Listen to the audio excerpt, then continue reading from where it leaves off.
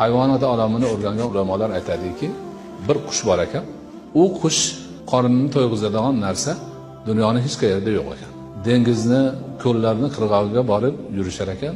Dengizdagi, quruqlikdagi hayvonlardan yeb yutib bo'lgan timsohlar tishini orasiga go'sht kirib qolib, haligi tishini orasini qichitib, o'zlari azob tortib, qirg'oqqa chiqib, ko'zini yumib, og'zini ochib yotar ekan. Yopsa og'riydi og'zi. Og'riqqa chidamay og'zini ochib yotar ekan, haligi qush kelib, timsohning og'ziga kirib, tishini orasidagi go'shtlarni olib yeb, qorni to'yib chiqib ketar ekan. Alloh taoloning chevarligini qarang. Vahshiy, ko'rgan narsasini yutadi.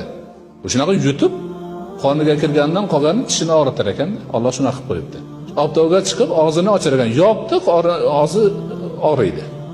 Ochsa, orom olib turar ekan. Ana shu vaqtida qush kelib, uni og'ziga kirib, qo'nib, tishini ustida sakrab yurib, haligi oradagi qisilib qolgan go'shtlarni terib yeb chiqib ketar ekan. Mana Alloh taolo rizq berganda mana qilib beradi. Buni bandalar tushunishi kerak.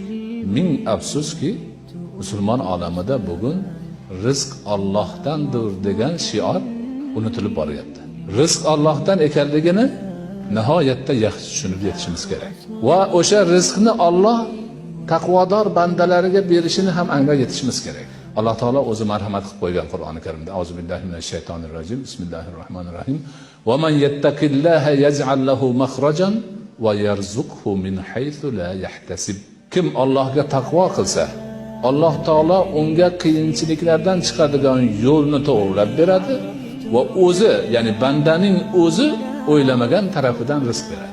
Banda halol bo'lib yuribdi u yoq bu yoqdan, lekin uni o'ylamagan tarafidan Xudo rizqini berib qo'yadi. Agar taqvodor bo'lsa, Allohning aytganini tutib yurgan bo'lsa, mana shu. Tajriba qilib ko'rsin hamma. Bu katta bir shior.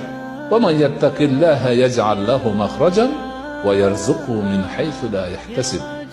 Kim Allohga taqvo qilsa, Alloh o'shanga torlikdan kenglikka chiqadigan yo'lni qilib beradi va uni bandaning o'zi o'ylamagan tarafdan rizqlantirib qo'yadi.